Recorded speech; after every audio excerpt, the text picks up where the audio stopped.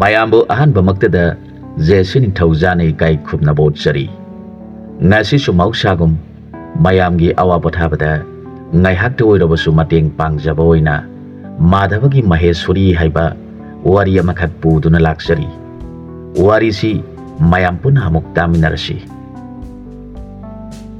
khungang amada boda kaubani pa ama magi nupi amadi sahi mangada ngairiba masani pa Madhaba ga loinana ingna singna panjarami adubu boda yamna lairaba misakni magi sinfamsi umangda chatuna singsalaga Ningthau konungda puraga konungdagi pirakpa paisa singduna magi imung pujabani laira jarabasu magi nupiga yamna nungsinana hingjaba misakni adubu matam kharagi batungda laigi nongdamna thina tamkhibana bodagi nupidu kanna nasilakhi mana masingi hidak siamba haibasing kaujaduna kanna layeng jarami adubu magi nupidu kanba ngamdana laikhidri boda pikliba masani paga loinana magi nupibu ningsing yamna wana hingjarakhi umangda singsanba chatrabadi chaningai thangai leitabana pikliba masani pabu yumlo nabasingda sinaramlaga boda numit khuding singyana naba umangda chalami nomagi numit amada bodana umangda singyan ba chatpada khangaudana chauraba amuba lenamana mabu sikle boda khudakta mako ngauraktuna tutharakhi masado lengba otpa ngamlakhidri masado asum sonthaраktuna mafamduda boda siri asomdana begliba masanipa Madhaba yumlo nabasingda sinarambadu mapana numit daba phawba halaktrabada kappa horakle yumbu nupiduna Madhababu themjinbirami adubu begliba Madhabadi hingna dum kaptuna leirami ahing duma haukre nonganba phawba mapa halaktrabada pigliba Madhaba lambi da thoraktuna lambi gi nakanda phamduna kaplaga mapabu halakpa ngaijarami begliba angangi mataudu khungangdugi mi singni yengbada asuki matik nungaijaramdi nongmanini haujankhre adubu bodana halaktrabada khungangi mi singdu angangi matau yengba ngamlaktabadagi wa khanaba horakhi makoina ngaiha khanaraba matungda bodadi Ningthau konungi singpiba oibana Ningthauda mangkhraba bodabu thibinaba haijarurasi khanare begliba Madhababu puraduna khungangi miyamdu Ningthau konungda lakle Ningthaugi mafamda makhoi mayamgi maraktagi ahallamana haijarakhi Ningthau ibungo Ningthaugi konungda nungti numit khudingi singpiba aikhoigi khungangi boda umangda singyan basatkhibadagi ngasi phawba halaktre nanai bodagi pigliba masanipa Madhabagi matau yengba ngamjadabadagi aikhoi Ningthaugi nanakta laksaribani mamadusu anaba amana laikhidrabana angangsi haujikti mathanta ngaijarabani wafamdu taraga Ningthau Solomon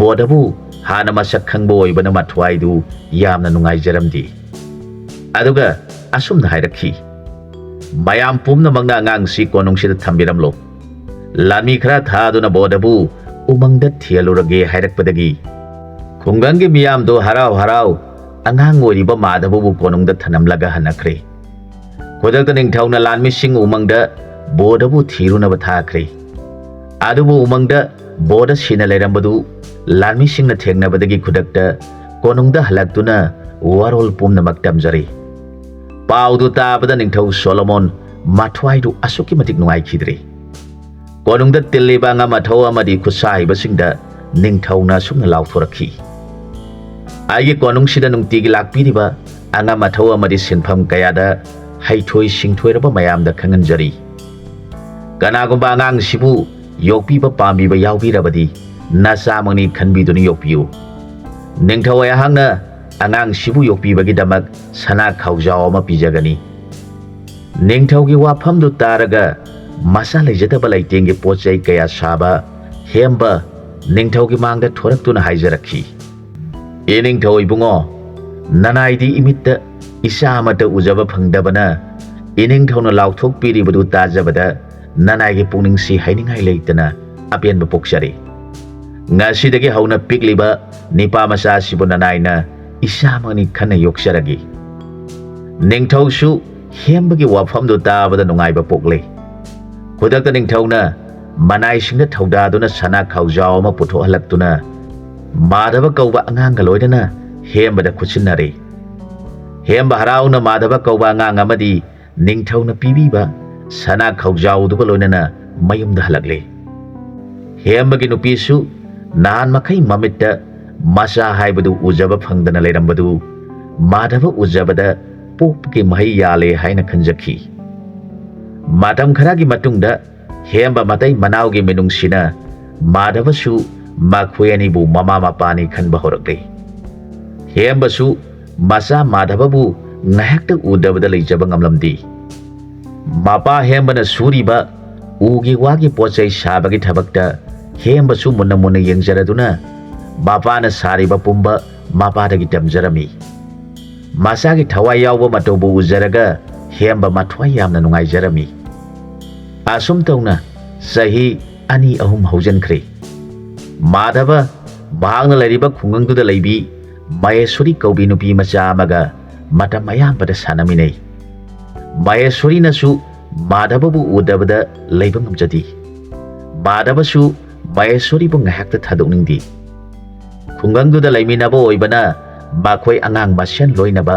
ꯁꯥꯟꯅꯃꯤꯟꯅꯕꯗ ꯀꯔꯤꯁꯨ ꯍꯥꯏꯅꯗꯦ ꯒꯣꯄꯥꯜ ꯍꯥꯏꯔꯤꯕ ꯅꯤꯄꯥ ꯃꯆꯥ ꯑꯁꯤꯁꯨ ꯃꯥꯙꯕꯒꯤ ꯂꯨꯅ ꯇꯤꯟꯅꯕ ꯃꯃꯥꯟꯅꯕ ꯑꯣꯏꯕꯅ ꯃꯔꯛ ꯃꯔꯛꯇ ꯃꯈꯣꯏ ꯑꯅꯤꯅ ꯁꯥꯟꯅꯔꯤꯕꯗꯨ ꯍꯦꯛ ꯍꯦꯛ ꯌꯥꯎꯏ ꯃꯥꯙꯕ ꯑꯃꯗꯤ ꯃꯍꯦꯁ꯭ꯋꯔꯤ ꯅꯣꯡꯃꯇ ꯎꯅꯗꯕꯗ ꯂꯩꯕ ꯉꯝꯅꯗꯦ ꯅꯣꯡꯃ ꯅꯨꯃꯤꯗꯥꯡ ꯋꯥꯏꯔꯝ ꯑꯃꯗ ꯈꯣꯡꯅꯥꯡ ꯄꯥꯝꯕꯤ ꯑꯃꯒꯤ ꯃꯈꯣꯡꯗ ꯃꯥꯙꯕꯅ ꯍꯥꯏꯔꯛꯈꯤ ꯃꯍꯦꯁ꯭ꯋꯔꯤ ꯉꯁꯤꯗꯤ ꯂꯨꯍꯣꯡꯕꯤ ꯁꯥꯟꯅꯁꯤ ꯃꯍꯦꯁ꯭ꯋꯔꯤꯁꯨ ꯑꯉꯥꯡ ꯅꯨꯄꯤ ꯃꯆꯥ ꯑꯣꯏꯕꯅꯤꯅ ꯀꯔꯤꯁꯨ ꯈꯟꯊꯕ ꯇꯧꯗꯅ ꯈꯨꯝꯂꯛꯈꯤ ꯍꯣꯏ ꯌꯥꯏꯅꯦ ꯑꯗꯨꯗꯤ ꯂꯩ ꯄꯔꯦꯡꯗꯤ ꯀꯗꯥꯏꯗꯒꯤ ꯇꯧꯗꯣꯏꯕ ꯃꯗꯨꯗ ꯃꯈꯣꯏ ꯑꯅꯤꯅ ꯂꯩꯔꯤꯕ ꯃꯥꯏꯀꯩꯗ ꯒꯣꯄꯥꯜ ꯂꯥꯛꯄ ꯎꯕꯗꯨꯗ ꯃꯥꯙꯕꯅ ꯍꯥꯏꯔꯛꯈꯤ ꯇꯨ ꯑꯥꯗ ꯒꯣꯄꯥꯜ ꯂꯥꯛꯂꯦ ꯃꯉꯣꯟꯗ ꯁꯦꯝꯍꯜꯂꯁꯤ ꯍꯥꯏꯗꯨꯅ ꯒꯣꯄꯥꯜ ꯍꯦꯛ ꯌꯧꯔꯛꯄꯒ ꯏꯇꯥꯎ ꯒꯣꯄꯥꯜ ꯉꯁꯤꯗꯤ ꯃꯍꯦꯁ꯭ꯋꯔꯤ ꯏꯕꯥꯅꯤ ꯂꯨꯍꯣꯡꯗꯣꯏꯅꯦ ꯅꯪꯅ ꯌꯨꯝꯗ ꯍꯜꯂꯒ ꯂꯩ ꯄꯔꯦꯡ ꯑꯅꯤꯗꯪ ꯊꯧꯔꯥꯡ ꯇꯧꯕꯤꯔꯛꯎ ꯒꯣꯄꯥꯜꯁꯨ ꯏꯉꯥꯎ ꯉꯥꯎꯅ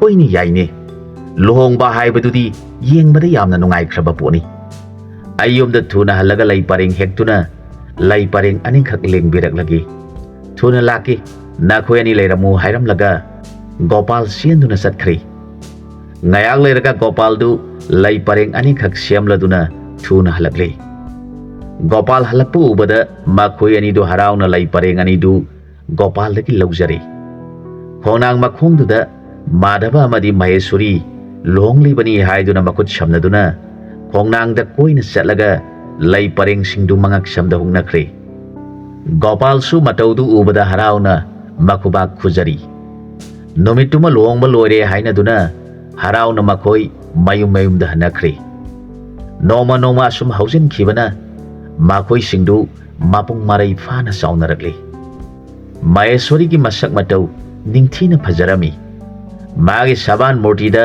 ꯈꯨꯡꯒꯪꯗꯨꯗ ꯃꯥꯒꯨꯝꯕ ꯅꯤꯡꯊꯤꯅ ꯐꯖꯕ ꯀꯅꯥꯁꯨ ꯌꯥꯎꯔꯝꯗꯦ ꯅꯣꯡꯃꯒꯤ ꯅꯨꯃꯤꯠ ꯑꯃꯗ ꯂꯩꯕꯥꯛꯇꯨꯒꯤ ꯔꯥꯖꯀꯨꯃꯥꯔ ꯀꯥꯃꯦꯁꯣꯔ ꯃꯥꯒꯤ ꯁꯒꯣꯜ ꯇꯣꯡꯗꯨꯅ ꯂꯩꯕꯥꯛꯇꯨꯗ ꯂꯩꯔꯤꯕ ꯈꯨꯡꯒꯪꯁꯤꯡꯗꯨ ꯃꯊꯪ ꯃꯊꯪ ꯀꯣꯏꯕ ꯂꯥꯛꯂꯝꯃꯤ ꯃꯍꯦꯁ꯭ꯋꯔꯤꯅ ꯃꯈꯨꯠꯇ ꯏꯁꯤꯡ ꯑꯊꯟꯕ ꯄꯨꯟ ꯑꯃ ꯄꯥꯏꯖꯗꯨꯅ ꯏꯁꯤꯡ ꯁꯣꯛꯂꯨꯕꯗꯒꯤ ꯍꯜꯂꯛꯄꯗ ꯔꯥꯖꯀꯨꯃꯥꯔ ꯀꯥꯃꯦꯁꯣꯔꯒ ꯍꯦꯛ ꯊꯦꯡꯅꯔꯨꯔꯦ ꯃꯍꯦꯁ꯭ꯋꯔꯤ ꯀꯅꯥꯕꯨꯁꯨ ꯌꯦꯡꯂꯨꯕ ꯇꯧꯗꯅ ꯏꯁꯤꯡ ꯄꯨꯟꯗꯨ ꯄꯨꯖꯗꯨꯅ ꯃꯌꯨꯝ ꯇꯝꯅ ꯆꯠꯆꯔꯤ ꯑꯗꯨꯕꯨ ꯔꯥꯖꯀꯨꯃꯥꯔ ꯀꯥꯃꯦꯁꯣꯔꯅꯗꯤ ꯃꯍꯦꯁ꯭ꯋꯔꯤꯒꯤ ꯅꯤꯡꯊꯤꯔꯕ ꯁꯛꯁꯨ ꯁꯕꯥꯟ ꯃꯨꯔꯇꯤ ꯌꯦꯡꯂꯨꯕꯗ ꯄꯨꯡꯉꯥꯎ ꯉꯥꯎꯈ꯭ꯔꯦ ꯃꯤꯐꯝ ꯍꯣꯡꯕ ꯉꯝꯗꯅ ꯃꯍꯦꯁ꯭ꯋꯔꯤꯕꯨ ꯌꯦꯡꯗꯨꯅ ꯂꯩꯖꯍꯧꯔꯦ ꯀꯥꯃꯦꯁꯣꯔ ꯀꯧꯕ ꯔꯥꯖꯀꯨꯃꯥꯔ ꯑꯉꯥꯎꯕꯒꯨꯝ ꯑꯣꯏꯈ꯭ꯔꯦ ꯑꯇꯣꯞꯄ ꯈꯨꯡꯒꯪꯁꯤꯡꯗ ꯑꯃꯨꯛ ꯀꯣꯏꯅ ꯆꯠꯄꯒꯤ ꯃꯍꯨꯠꯇ ꯔꯥꯖꯀꯨꯃꯥꯔ ꯀꯥꯃꯦꯁꯣꯔ ꯀꯣꯅꯨꯡ ꯇꯝꯅ ꯍꯟꯈ꯭ꯔꯦ ꯏꯀꯥꯏ ꯏꯀꯤ ꯄꯨꯝꯅꯃꯛ ꯊꯥꯗꯣꯛꯇꯨꯅ ꯔꯥꯖꯀꯨꯃꯥꯔꯗꯨ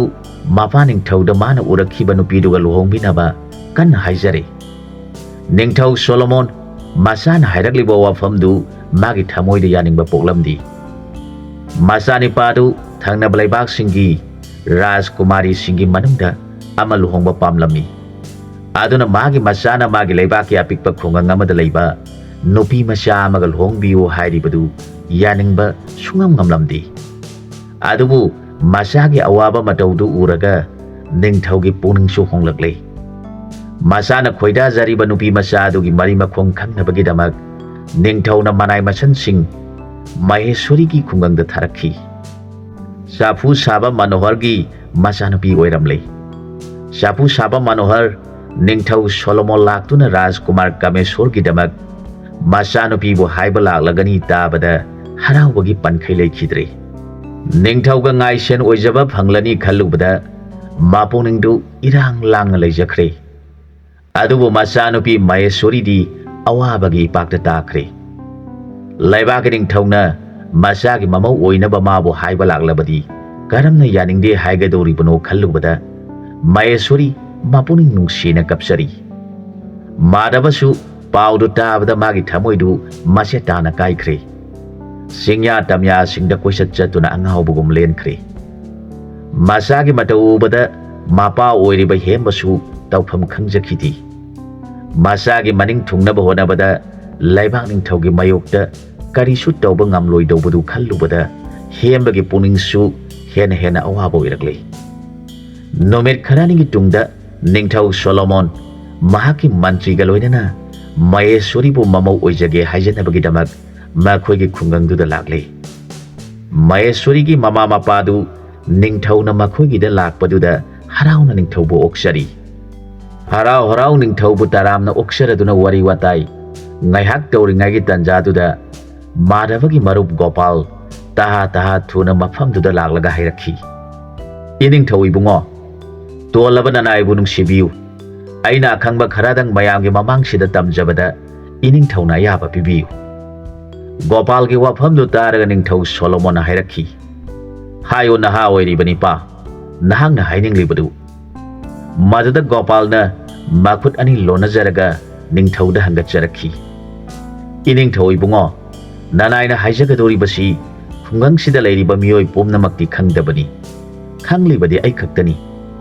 Maramsi leibana wafamsi ai hangna taksha hodaba taragadi Laibak Ningthougi mafamda chauraba Iran ama langsinjaba tholagadra khanjaduna haijagadoriba wafamni.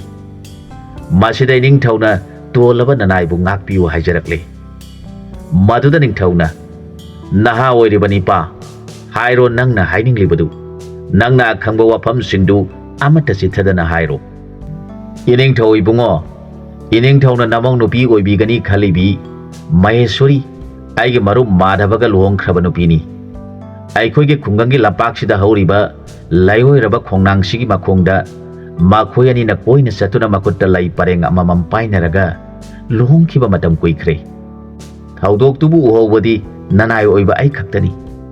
Wafamdu tabada Ningthou Solomon phuk hawalakhi. Masani pana kanna haijabaduda upai leitebadagi Maheshwori bu mamau oirage ninglubani.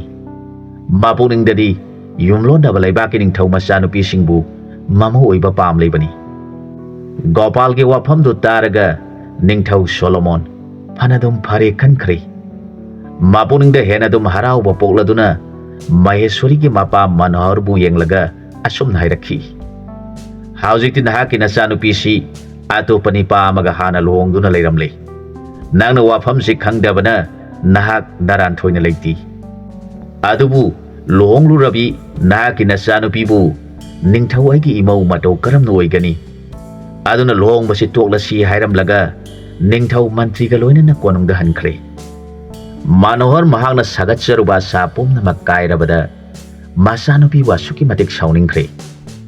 Ningthou hek hankhibaga Manohar sauningmankhibana khungangi lusingbagi mayumda chatuna hembagi machanipa Madhabana magi machanupi Maheshwori bu lona luhongduna leiramle.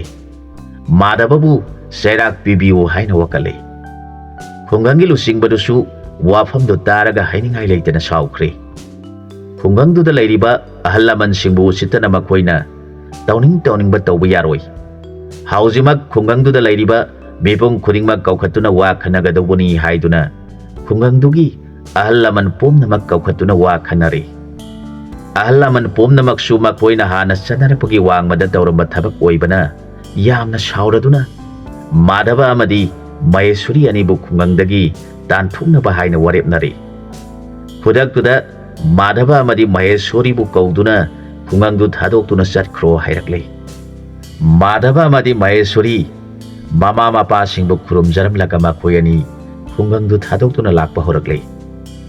Madhabagi mapa hemba masana chatkhiba maikai yengjaduna mathamoi kaina leijahokhi. Makhoi ani leptana asum lakpana numidang wairam oisiraklaba matamda khungang amada thungrare. Mayumdagi lanthum amata loinaraktabana mathamoi singdu asuki matik wajarami. Kari taushike khanarakpada khungangdugi machinda leiriba yumduda changlaga changjafam laurasi khanare. Makhoi ani yumduda changlakle. Makhoina changlakpaduda hanubi ama mathanta leiramkhi. Mamingna Gambhini kaurami. Makhoina hanubibu yenglaga haijarakhi. Ima, aikhoi ani arapa mafam amadagi lakshabani. Yumdagi lakshabada aikhoigi isada lanthum amata loinaraktri. Matam kharadangdi imagi yumsida aikhoibu changjafam pibiyu haina kanna haijare. Gambhini karam chaubi mabuk phattabi hanubini. Magi mayumdu mathantani leiriba. Adubu magi masada minungsi haibadu maset amata yauramdi. Mahakna hairakhi. Ibungo ibiyama, nakhoi ani na aigi sida leige haiba tarabadi, nakhoi na leibagi mamal hana pitrabadi, nakhoi bu lehenba ngamloi. Maduda upai leitraba Madhaba na hairakhi. Ima, aikhoi upai sungai leijadabadagi imagi yumsida changjaraklabani. Aihak aki amogi pot amadi sanapon ningthina saba hijai. Aihak hayengdagi hauraga laitingge pochai sing saba haujaragi. Aduga aikhoina leibagi mamal imada sinajagi. Masimatangdi imana yabiyu. Madhabagi wadu taraga hanubi Gambhini na wakal munna khantharaga hairakhi. Ibungo nahangna kanna haibasida imasu nungaitre. Adubu nangna sariba potsingdo aingonda sinaba ngamgadra. Madu aina kaithienda yoluraga nakhoina leiba amadi nongma sakhibagi mamaldu madudagi lahauba yarabadi nakhoi leiba yagani. Madu natrabadi nakhoi leiba yaroi. Upai leitraba Madhaba hanubina hairibadu yaba takre. Makhoi animak sor sangna hondoksei. Hanubina makhoi anigi leinaba haiduna apikpa kama pire. Numisu taslakadore. Makhoi numitudagi hauna mafamduda leiba haukre. Nong hek nganbaga manak nangna leiriba umangi machinda hauriba uwa sing yaluduna Madhaba leitingi oiba pochai sing saba haukre. Madhaba ngahakta phawba pothaba leitana makhal makha kayagi fajaraba leitingi oiba pochai sing sarami. Hanubi Gambhini na Madhabana adumna ningthiraba pochai kaya sabadu uraga mapuningdu yamna haraujarami. Madhabana saba loiraba potsingdu Hanubi Gambhini na kaithena puraga yoli. Adubu halaklaga pochai singdu mi singna leibiyu iya yadi. Aduna potki mamaldu ihong hongna yontoklamle. Nakhoi leibagi amadi sakhibagi mamal kaksinabada nakhoi gi piningai leitre hekta hai. Asum tawna numit kharani leirakpasida Madhaba nong hek nganbadagi numit taba phawba thabak surabasu makhutta sanyak ama phawba phangjaba ngamkhidi. Makhoina lakpada selakhiba phiron amadi hanubina makhoigi tumna himnabada sijanabani haiduna piba phi khara khaktu natana athoiba phi ama phawba leiramdi. Madam khara wana leirabagi tungda makhoi ani wa khanaba horakle. Aikhoina mafamsida asum laisinba thoklabadi aikhoigi tungi lambida chawkhatpa haibadu oiraklaroi. Mafam amada chatkhinaba tawrasi khanaragle. Makhoina Hanubi Gambhini da Ima aikhoi mafamsi thadokduna atopa mafam amada leirunaba tawjarage hairakle. Wafamdu tabada Hanubi Gambhini swai laukre. Madhabana wana sajariba potsingdu mana yolaga phanglakpa mayamdu mana paisinduna mahak paisa paiba horaklabani. Aduga Madhaba matai manaudana pottu mina pamidi aduna hongna yonthui. Nakhoigi saba amadi leibagi kakhraga kari sulem haudi haijanba khaktani. Aduba haujikti makhoina satkrabadi mana nungtigi phangliba lanthumdu phangba ngamlaroi khanduna hairakhi. Isasa nakhoina karigi satkadoribano. Yengo ibungo Madhaba nangna sariba potsingdu nangna di swaidagi aphangba uwa sizinaduna sabana mina kaya lainingdi. Aduna imana nakhoi shaba amadi leibagi kakhraga kari sulem haudi aduna imana nakhoi paisa pi dabani nakhoi phanaba ima wa haige taw mangda uriba umangsing manungsida ibungo madhaba nahak hayengdi uyan ba chalu umangdugi manung hanjana sum sangsin gadawbani mafam duda mamal tanglaba fajaraba u pambi kaya hauri bani hairiba u singdu yaluduna nangna pochai sarabadi mamal tang yon ba yagani adu oirabadi imana nakhoi ani gi nungti paisa piba ngamgani hanubigi wadu taraga makhoi ani du aman amada yengnarami lanthum amata yauduna mafam amada satkhibagi mohutta hanubina hairibasi yenglasi khanaduna makhoi ani chatkidre nong heng ngan bada madhaba makuta singjang ama pairaduna asukpa umangduda sum sangsilakpa horakle manam nungsiba amadi atangba using thiduna asum sangsilakpada umang manungda phana yamna sangsilakle suglaba loknung amagi maya yausilakpada madhaba warakpadagi ngahaktang phamduna potharingaida ikhang ghangaudana mahu puraba amuba lenama thoraktuna madhabagi makhongda sikre madhaba ngaihaki tungda makok ngaurakhi khangaudana maha gyan mangkhre madhabana gyan tarakpa matamdadi mahaki masadu asuki matik sontharami makhong makutu leng otpa phawa ngamjakhidi mamitu tamna pangladuna yenglakpada mahangna leiribasi phamung amagi mathakta hiptuna leiribani haibasi khangma ngamjakhi manakta hanubi ama leptuna leiribadu madhabana urakhi madhaba magi khonjel yamna pikna hanubida hairakhi ima ayangna leiribasibu kadaidano aduga ima nahakna kanano hanubina hairakhi ibungo nahangna leiribasi imagi yumdani nahakti imana singsanba lakpada wanthaduna leiramkhi lina sikpa soidana oiragani khangbadagi nahakpu yamna wana imana singboi thangboi tawduna puraklibani nahaki nasasi lingi hudu yamna kankhibana phagatpada matam kharadi sangkhigadori isana satpa ngamdriba phawba imagi yumsida leithoklo hanubigi yumdu umang manungdugi lokshap amagi mayada leiba yumni hairiba tanjaduda hanubigi nipa hanubadusu kaithienda sing yoloduna halakle thokliba wari pumba hanubina magi nipada tamlabada hanubasu madhababu masada una khanjakhi madhaba phamungdagi hagwatke hek tawrubada makoktu khangau ngaurakhi makok ngauman khibana mahak phamungda amuk hiptharakle masado hagwatuna chatpa ngamdrabana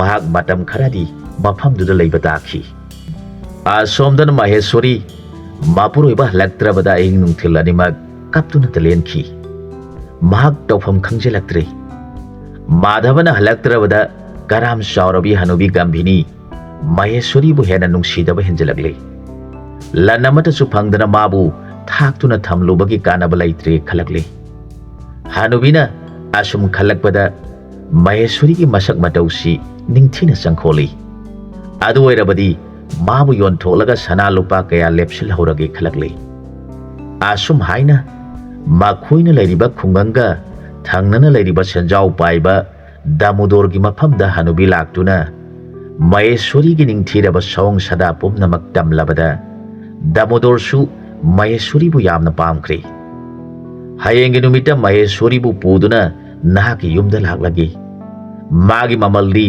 khara yamna piyu hairabada damodor su harauna yakhre nongan baga hanubi gambhini na Maheshwori bu yenglaga hairakhi ibema ibungo madhabana hanjelaktribasi numit phana yamsilakle mana sum hanjelaktrabadi aikhoi ani di kari chaduna hingani aduna ngasidagi ibani thabak suba chatlasi yamna wagadu thabak nati thangnana leiriba khunsidani yumgi thaba ingkhang subiramlaga numit tadringaida aikhoi halakadoribani upai leitrabi Maheshwori gambhini na hairibadu tangaimak phadana yaba takhi Maheshwori hanubi gambhini ga loinana senjau paiba damodor gi yumda lakle damodor Maheshwori bu masak ubada pungam ngaukhre damodor na hairakhi ima lengsin birau ibe masira ima gi da lai hairibadu phare Ima hoi ngasidi ahanbanina thabak sudrabasu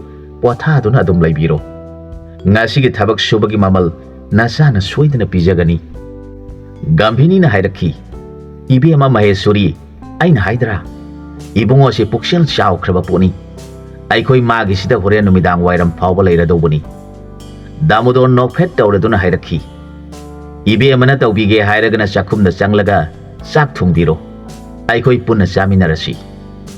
Gambhini na hairakhi. Ibungo phareda. Adudi kadumdano chakhumdubu imaga loinana hekta changduna nachanupisi thongalage hairabada Damodorna chakhumna leiriba mafamdu takle. Maheshwori yamna hainadana chakhumda changlaktuna chak thongnaba sem sajari. Gambhini di ibe manang chak tu thunglamu ima Damodorga wari sanarukhige haiduna chakhumdagi thokre. Maheshwori mapuningda hanubi Gambhini bu singnaba puklami. Gambhini na yamna harauna Damodorgi manakta phamladuna ibungo sanalupadi khajik kharakna ka yaroiko on thokna masak phajakrabani nangbu khoidaba phaudribrane ima aihakte ngasaina lai ongnaraba migum oijakrabani singnabi ganu ima na ngarang hairambadudagi saruk ani hena pigadoribani haiduna makhoi ani du nokminari. Maheshwori su singnaba phaubadagi Gambhini da sakhumdagi thokhibaga nason pingna innaraktuna makhoi na ngangari badu loina tare. Maheshwori mamidigi mapi sadum tarakli. Mafamduda kuina leitharabadi magi khudong thiba oiragani khanjaduna Maheshwori nason pingna yumdudagi thorakli. Adubu mafam kadaida kanagi yumda chatlugani. Kangaungnaraba Maheshwori milugi pirang taithokna maigai khangdana asum sali. Leptana asum lakpana nungthilgi matam su osilagli. Masasu sok thabana makhong thangba ngamsilaktri. Lambi mapanda hauba ujao amagi makhongda changsilaga mafamduda phamtharaga metki pirang bu thingba ngamjadana mapuroiba Madhaba bu ningsing kapsari. Mahangna adumna kaptuna leiringai gi matamduda laibaktugi Rajkumar Kameshwargi loinabi Rajkumari Puinabati manai nupi singa loinana sagol gari tuongduna koithorakpada Maheshwori bu thengnare. Rajkumari Puinabati sagol gari dagi kumthaduna Maheshwori gi manakta changsinduna mana kaplibagi maram hanglakhi. Maheshwori wari kharadi lochin jaraga mapuroibana umangda uyanba chatkibadagi mafam khangkhidre. Makhoina saidanglamba yumbuduna mabu tanthokpirakle tamjakhi. Maduda Rajkumari Puinabati Maheshwori gi matau yengba ngamjadabadagi napuroiba halaktriba phawba konungda magi manai nupi singe marakta lairo takpirakpadagi upai leitrabi Maheshwori Rajkumari Puinabati gi matung induna konungda lakhi. Maheshwori konungda Ningthau Solomon gi mamong nupi oiribi Rajkumari Puinabati gi manai nupi singe marakta matam khara leirakle. Rajkumar Kameshwarna su madi manai nupi singe marakta leikhibana nongmata hakthengnana urudabana khangkhidre. Asomdana Madhaba linna sikhibadagi masadu satpa ngamdana leiribadu pharakpadagi mamalatangba manam nungsiraba using umangdagi thiduna khomjiluraba matungda mak halagle. Mamo nungaina handakti Maheshwori makhoyani gi lanthum kharadi lepsinjaba ngamlagani khanduna laksari. Adubu mahangna yum yorpadadi hanubi Gambhini kaktang leiba urami. Mahaki thawaidagi hena luna khanjaribi Maheshwori leiba uraktrabada Madhaba pakhatpaga loinana Gambhini da hangjarakhi. Adubu Gambhini na irai laina ibungo nahangna umangdagi halaktrabada aingonda kaktaklamdana mahak chatkri. Ima sumagi damak thawai si waram libani. Kadaida chatlibano haibasu ima su khanghaudre hairaklabada Madhaba makok thakta pungamdraba polom mamana nantharakpagum ningthina lepsaba ngamdana phamtharakhi. Meluda pirang su aratpa leitana sintharakhi. Madhabana thamoi sona kaplibadu uraga Gambhini hairakhi. Ibungo haujiti kaptuna sum leithoklubada kanaba leiraroi. Ima sak thongbirurage. Isana purakliba atangba usingsina ningthiraba leitenge pochai kaya ngasidagi saba horo. Imana potsingdu yonduna nangi nara nathum lepsinaba taurasi. Haujik nahangna mabu thiruba haibadu mafam khangdabana kadaidabu chattuna thirugani. Nongdambana tambikhibani khandoktuna lelasi hairakle. Madhaba tafam khangkhidre. Adubu Maheshwori na chatkhi haribadu kadaida oiramgadoribano khangdabana matam kharadi maran mathum khara lepsinba ngamnaba honarage khalagle. Numitudagi hauna Madhaba laitenge poche sing saba hokre. Bahagi mataudu uraga gambini di haraubana loikre. Pot singdu yonbada sana lopa kaya lepsin bangamlagani khankre. Madhavana saragliba pot sing pumnamak ningthina phajaba ngakta oirabana gambini gi puning harauna khalakhi.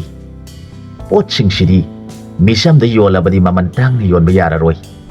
Aduna di konungda puduna yolage khalaktuna konungda puduna laklabada Rajkumar Kameshwar gi loinabi Rajkumari Puinabatina pot singdu ubada angakpaga loina lehore.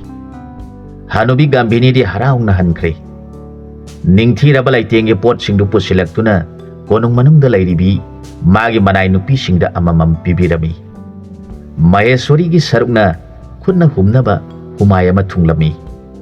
Ningthina thupchinduna piragliba humaidu mathamoida singnarak tauraba Maheshwori na humaibu phandoktuna yenglubada khutpai pham manaktuda yamna piklaba mayekna Maheshwori haina tharamlibudu khangu urakhi.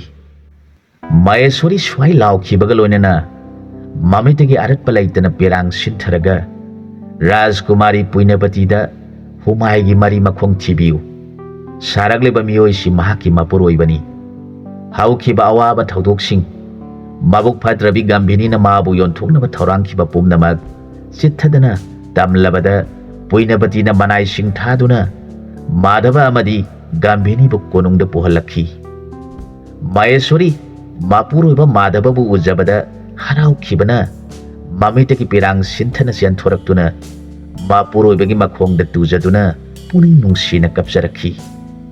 Haukiba mabuk phatrabi hanubi gambini na mabu yonthoknaba thoranglalakpadagi selakpada Rajkumari Puinabati thengnajabadagi konungda leirakhibagi wari pumnamak tilliba konunggi ningthau amadi angamathau singi mamangda tamjakhi.